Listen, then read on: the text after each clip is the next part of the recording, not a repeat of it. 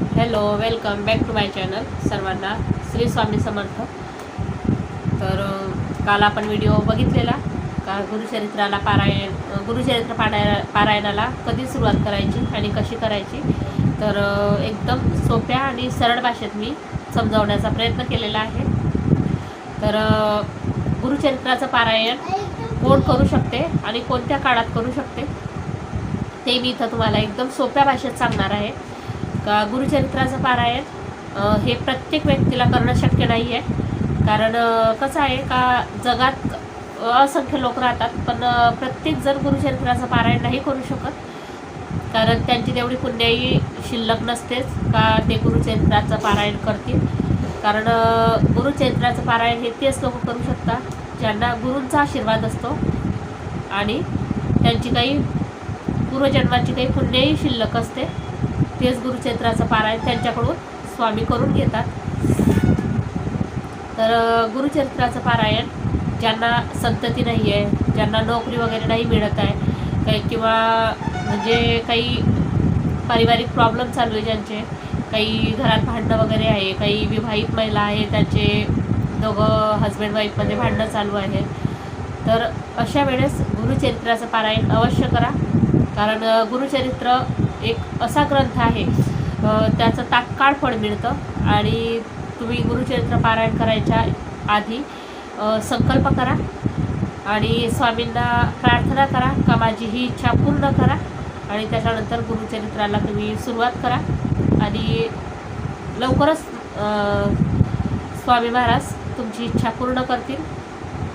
कारण हा माझा अनुभव आहे आणि माझे काय अनुभव आहे ते पण मी एखाद्या वेळेस तुमच्यासोबत शेअर करेन.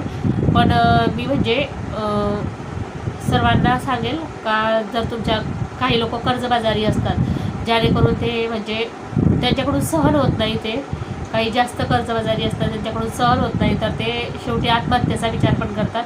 तर हे सर्व करण्याच्या आधी एक वेळेस तुम्ही गुरुचरित्राचं पारायण करा आणि बघा लवकरच महाराज तुमच्यासाठी काहीतरी चांगला मार्ग काढते आणि तुमचे सर्व प्रॉब्लेम सॉल्व होतील. तर गुरुचरित्राचं पारायण हे वर्षातून एकदा तरी व्हायला पाहिजे. आणि ज्यांना शक्य होत असेल त्यांनी प्रत्येक महिन्याला म्हणजे महिन्यातून 7 दिवस तरी हे पारायण करायचं. तर माझा तर तोच संकल्प चालू आहे का जेवढे पारायणं होतील तेवढे मला ह्या वर्षात करायचे आहे.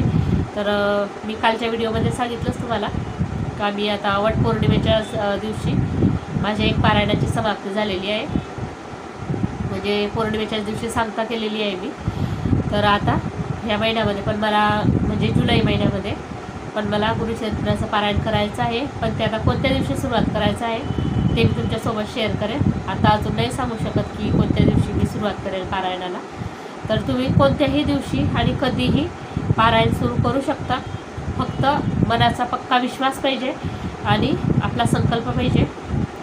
आणि करता करविता तोची तो, म्हणजे आपण करणार नाही आहे, स्वामी महाराज आहेत, ते सर्व आपल्याकडून करून घेतील. फक्त आपला एक विश्वास पाहिजे आणि एक निश्चय पाहिजे का आपल्याला हे करायचं आहे, गुरुचरित्राचं पारायण कंप्लीट करायचं आहे. तर महिन्यातून 7 दिवस काढणं खूप मोठं विशेष गोष्ट नाही आहे. मध्ये एक पॉझिटिव्ह ऊर्जा तयार होते, जेणेकरून आपल्या परिवारात म्हणजे जे काही संकट येणारे असतील किंवा ज्या काही अडचणी येणारे असतील ते स्वामी महाराज थांबवून घेतात. तर ज्यांना शक्य होईल त्यांनी गुरुचरित्राचं पारायण नक्की करायचं. आणि मी आधीच सांगितलं की ज्या महिलांना किंवा पुरुषांना, मुलांना, मुलींना ज्यांना जे काही अडचण असेल त्यांनी ही आधी गुरुचरित्राचं पारायण एक वेळेस करून बघा, त्याचे अनुभव घेऊन बघा आणि मला कमेंटमध्ये नक्की सांगा कोणाला काय अनुभव आलेले आहे. तर अशा प्रकारे तुम्ही गुरुचरित्राचं पारायण करू शकता. तर तुम्हाला आजचा व्हिडिओ कसा वाटला तो मला कमेंटमध्ये नक्की सांगा.